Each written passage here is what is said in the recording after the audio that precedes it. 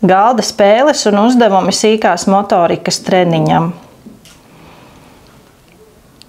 Var izveidot pašu gatavotas puzles, uzlīmējot zīmējumu uz kartona un izdrukājot vēl vienu tādu pašu zīmējumu.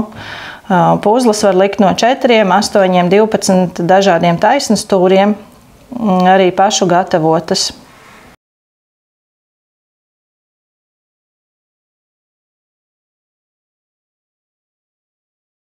Atmiņas spēle ar vienkāršiem attēliem, kurus var sagatavot arī paši, izdrukājot 2 vienādus attēlus un sadalot pa kvadrātiņiem. Var sākt ar mazāku skaitu attēlu pāru, piemēram, 4 vai 5 pāriem, un pamazām palielināt attēlu skaitu, piemēram, līdz 10.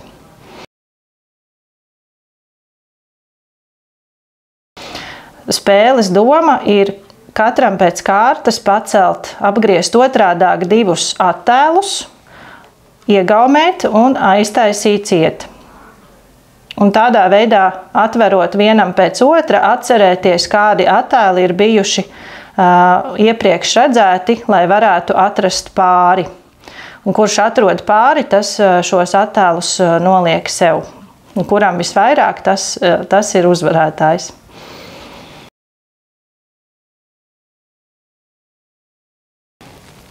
Sīkās motorikas treniņam ļoti labi noder knaģu aktivitāte.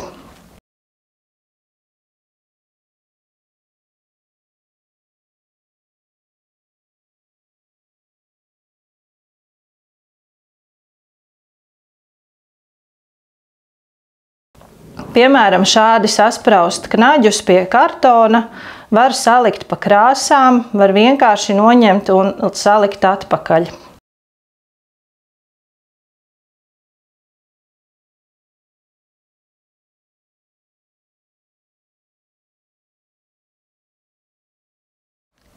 Kategorizēšanas aktivitāte, piemēram, sašķirot dažādu veidu makaronus.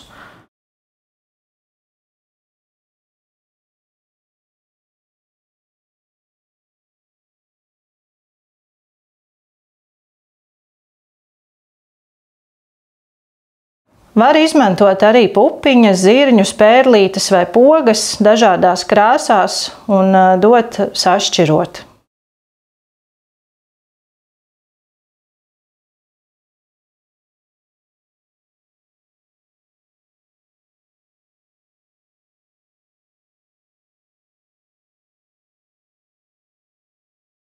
Attēlu šūšana pa kontūrām. Arī šo uzdevumu var sagatavot paši, uzzīmējot zīmējumu uz kartona un sadurot tajā caurumiņus.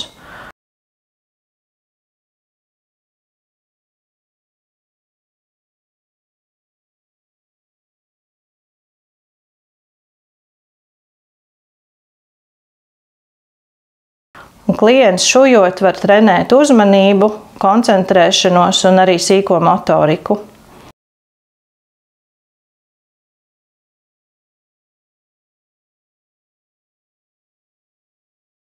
Dažādi rokdarbi ar papīru, piemēram, griezt ar šķērēm, gan taisnās līnijās, gan aplīšos, var izmantot arī rievotas šķēres.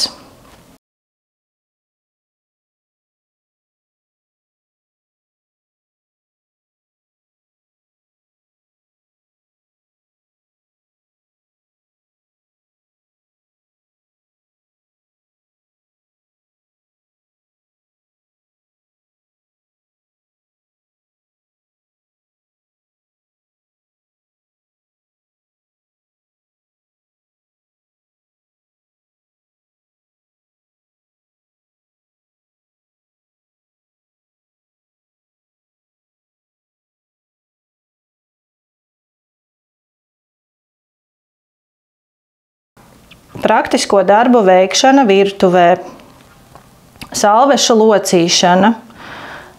Var locīt gan uz pusēm, vairākus reizes veidojot kvadrātiņus, gan trīsstūrīšus, kas ir vienkāršs uzdevums, vienlaikus prasa uzmanības koncentrēšanu un pirkstu darbināšanu, kas ir sīkās motorikas treniņš. Ja to dara vairāki cilvēki, tā nodara arī kā laba socializēšanās iespēja. Dažāda veida kulinārie uzdevumi, piemēram, dārzeņu un augļu griešana, mizošana, rīvēšana, kas palīdz uzturēt cilvēka pašaprūpes spējas un iesaistīties dažādās aktivitātēs, lai justos noderīgs.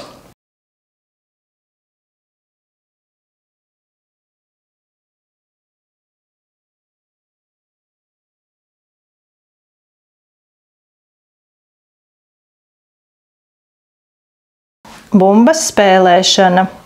Ņemam mīkstu bumbu, kuru var gan ripināt, gan ķert un mest, gan arī atsist. Tādā veidā sadarboties un vingrināt rokas un uzmanību. Balona spēlēšana. Piepūšam balonu un mētājam pa gaisu, atsitot viens otram, mēģinot noķert un piespēlēt. Dažāda veida kognitīvie uzdevumi. Piemēram, burtu režģis, kur ir rāmī salikti vairāki burti, no kuriem ir jāatrod secīgi kāds ievietots vārds. Šādus uzdevumus var gan iegādāties, gan izveidot arī paši.